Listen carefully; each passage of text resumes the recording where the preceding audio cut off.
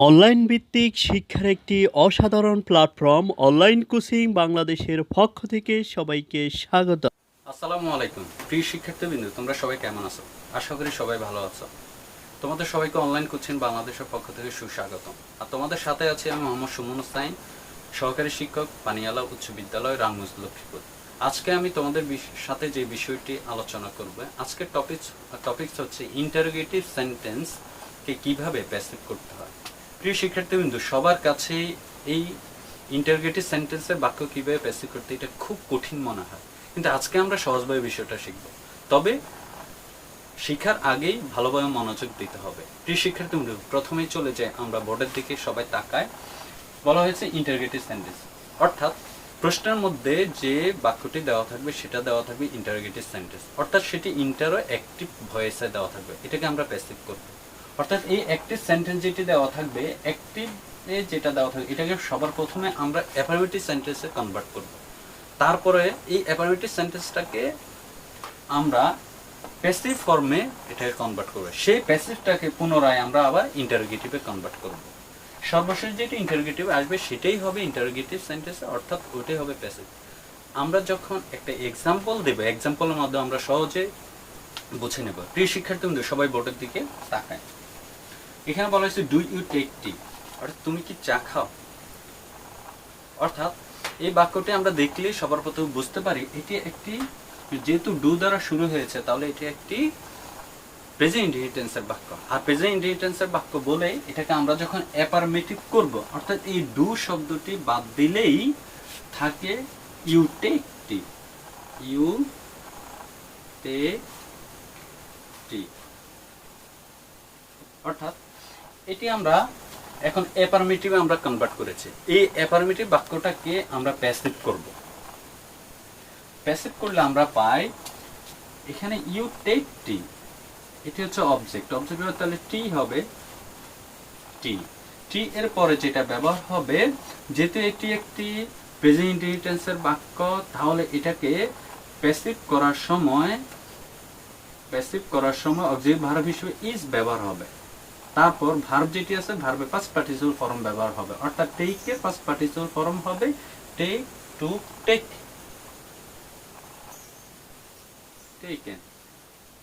তারপর বাই যোগে অবজেক্ট, অর্থাৎ ইউটা হবে এখানে অবজেক্ট হিসেবে ব্যবহার হবে। প্রিয় শিক্ষার্থীবৃন্দ, তাহলে সবার প্রথমে ছিল অ্যাক্টিভ সেন্টেন্স, অর্থাৎ এই সেন্টেন্সটি ছিল অ্যাক্টিভ। তার পরবর্তীতে আমরা এটা করেছি, এটা বলো অ্যাফার্মেটিভ সেন্টেন্স। অ্যাফার্মেটিভ থেকে আমরা প্যাসিভ করে ফেলছি। এই প্যাসিভের সেন্টেন্সটাকে এখন আমরা ইন্টারোগেটিভ করব। অর্থাৎ ইন্টারোগেটিভ করার সময় আমরা জানি সাবজেক্টের পরে যদি কোনো অক্সিলারি ভার্ব থাকে, সেই অক্সিলারি ভার্বটাকে সামনে নিয়ে এসে এটাকে ইন্টারোগেটিভ করা যায়। অর্থাৎ আমরা যদি সামনে নিয়ে আসি তাহলে হবে is it taken by you. অর্থাৎ আমরা যদি এখানে লিখি ইজ টি টেকেন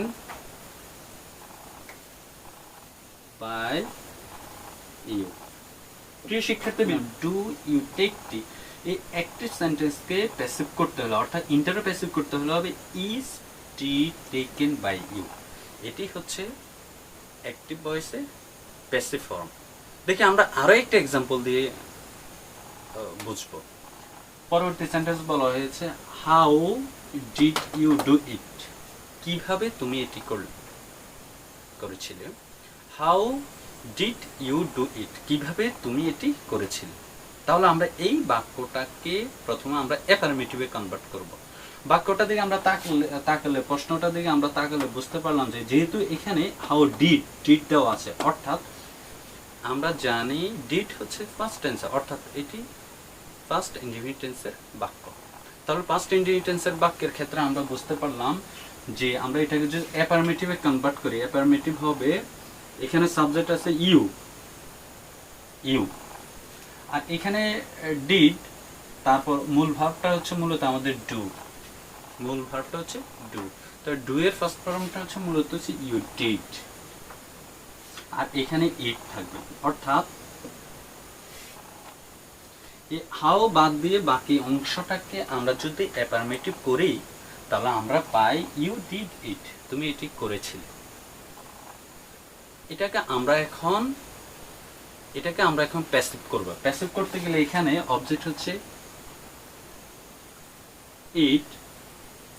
ইটের সাথে আমরা জানি পাস্ট ইনডিটেন্সে বাক্যকে প্যাসিভ করার সময় আমরা জানি যে ওয়াজ অথবা ওয়ার দুইটা একটা ব্যবহার হয়। তাহলে এখানে হবে ওয়াজ ব্যবহার হবে, ইট ওয়াজ। তারপরে যে ভার্ব থাকবে সে ভার্বের পাস্ট পার্টিসিপল ফর্ম, অর্থাৎ ডিড এর পাস্ট পার্টিসিপল ফর্ম হচ্ছে ডু, ডিড, ডান। এটি ডান হবে, ডান। আর এটা বাকিটা হবে বাই যোগে অবজেক্ট, বাই যোগে অবজেক্ট। প্রিয় শিক্ষার্থী বিন্দু, তাহলে ইউ ডিড ইট, এটি হচ্ছে অ্যাফার্মেটিভ সেন্টেন্স। এর প্যাসিভ ফর্ম হচ্ছে যে ইট ওয়াজ ডান বাই ইউ। এটাকে আমরা যদি এই ওয়াজ অবজেক্টিভ ভার্বটাকে সামনে নিয়ে আসি, ইট এর সামনে, তাহলে হবে এটি ইন্টারোগেটিভ। আর আমাদের এখানে হাউ আরেকটা আছে, আমরা হাউ জায়গায় হাউ রেখে দেব, আর সামনে ওয়াজ নিয়ে আসব। ওয়াজ ওয়াজ যদি সামনে এখানে নিয়ে আসি তো বাকি থাকে ইট ডান, ইট ডান বাই ইউ। প্রিয় শিক্ষার্থীবৃন্দ, তাহলে how did you do it, এটার এই অ্যাক্টিভ ইন্টারোগেটিভ যেটি আছে এটা প্যাসিভ ইন্টারোগেটিভ হবে how was it done by you. এইভাবে সহজে যে কোনো ইন্টারোগেটিভ সেন্টেন্সকে অ্যাক্টিভ থেকে প্যাসিভ করা যায়। প্রিয় শিক্ষার্থীবৃন্দ, আমরা আরেকটা বিষয় এখানে আলোচনা করব। এখানে বলা হয়েছে ইনট্রানজিটিভ ভার্ব। ইনট্রানজিটিভ ভার্ব হচ্ছে কিছু নির্দিষ্ট ভার্ব আছে, এই ভার্বগুলোকে যেমন elect, appoint, nominate, think, believe, select, consider, cheer, make, call, entitle, name. আমি যে কয়েকটা ওয়ার্ড লিখেছি এই ওয়ার্ডগুলোকে বলা হয় ইনট্রানজিটিভ ভার্ব। অর্থাৎ কোনো সেন্টেন্সে এই ভার্বগুলো দ্বারা সম্পূর্ণ অর্থ প্রকাশ করে না। অর্থাৎ এই যে সেন্টেন্সে এই ভার্বগুলো থাকবে, সামনে যদি অবজেক্ট দেওয়া না থাকে তাহলে তার অর্থ প্রকাশ করে না। এটা অর্থ প্রকাশ করার জন্যই সাথে আমাদেরকে একটা অবজেক্ট নিতে হয়। এই অবজেক্টটাকে কমপ্লিমেন্টারি অবজেক্ট অথবা ফ্যাক্টিটিভ অবজেক্ট বলে। দেখি আমরা এক্সাম্পল দ্বারা বুঝি। এখানে বলা হয়েছে উই ইলেক্টেড হিম ক্যাপ্টেন, আমরা তাকে ক্যাপ্টেন নির্বাচন করেছি। প্রিয় শিক্ষার্থীবৃন্দ, এখানে এই হিম যে এই হিমটাই হচ্ছে ক্যাপ্টেন। তাহলে এই বাক্যটার মধ্যে যেহেতু ইলেক্টেড আছে, অর্থাৎ আমরা তাহলে এখানে খেয়াল করলাম যে উই ইলেক্টেড হিম ক্যাপ্টেন, যেহেতু এই হিম এবং ক্যাপ্টেন উভয় ব্যক্তি একই ব্যক্তিকে বোঝানো হয়েছে, তাহলে এই ক্যাপ্টেন যেটা, এই ক্যাপ্টেন শব্দটি হবে হচ্ছে ফ্যাক্টিটিভ ভার্ব অথবা কমপ্লিমেন্টারি অবজেক্ট। কৃষিক্ষেত্রে এই ধরনের ফ্যাক্টিটিভ অথবা কমপ্লিমেন্টারি অবজেক্ট যেটা, সেই কমপ্লিমেন্টারি অবজেক্ট অথবা ফ্যাক্টিটিভ অবজেক্ট প্যাসিভ করার সময় এটা অপরিবর্তিত থাকবে। অর্থাৎ আমরা যখন এটা এখন প্যাসিভ করব তখন আমরা এটা বুঝতে পারবো। কৃষিক্ষেত্রে সবাই আমরা বোর্ডের দিকে তাকাই। এই ধরনের বাক্যকে করার সময় যেটি ফ্যাক্টিটিভ অবজেক্ট, আমরা সেই ফ্যাক্টিটিভ অবজেক্টটাকে আমরা ধরবো না, তার জায়গায় তাকেই রেখে দেব। অর্থাৎ তার পূর্বে আমরা দেখব উই ইলেক্টেড হিম, আমরা এই অংশটাকে প্যাসিভ করব। তাহলে এখানে হিম যেটা, এই হিমটাকে সর্বপ্রথমে আমরা এটা সাবজেক্ট হিসেবে নিয়ে আসবে, হিম হয়ে যাবে হি। আর বাক্যটি দেওয়া আছে এখানে ইলেক্টেড, অর্থাৎ এটি ফার্স্ট ইনডিফিনিট টেন্সে দেওয়া আছে, তাহলে হির সাথে ওয়াজ ব্যবহার হবে, হি ওয়াজ। আর ইলেক্টেডের ফার্স্ট পার্টিসিপল ফর্ম হচ্ছে elected, E L E C T E D, elected by elected. তারপর আমরা এই ক্যাপ্টেন যেটা ফ্যাক্টিটিভ অবজেক্ট, ক্যাপ্টেন অর্থাৎ ফ্যাক্টিটিভ অবজেক্ট যেটা আছে সেটি আমরা এখানে যে ব্যবহার আছে সেভাবে লিখে দেব। বাকি অংশ হচ্ছে বাই, এখানে উই দেওয়া আছে, উইটা হয়ে যাবে আস, বাই আস।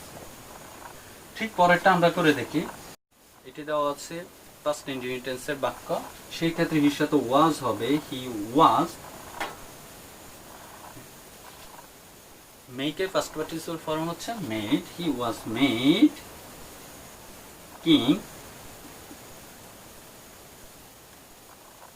By people. প্রিয় শিক্ষার্থী, এই ছিল হচ্ছে ইন্ট্রানজিটিভ ভার্বের সেন্টেন্সকে কিভাবে অ্যাক্টিভ থেকে প্যাসিভ করতে হয়।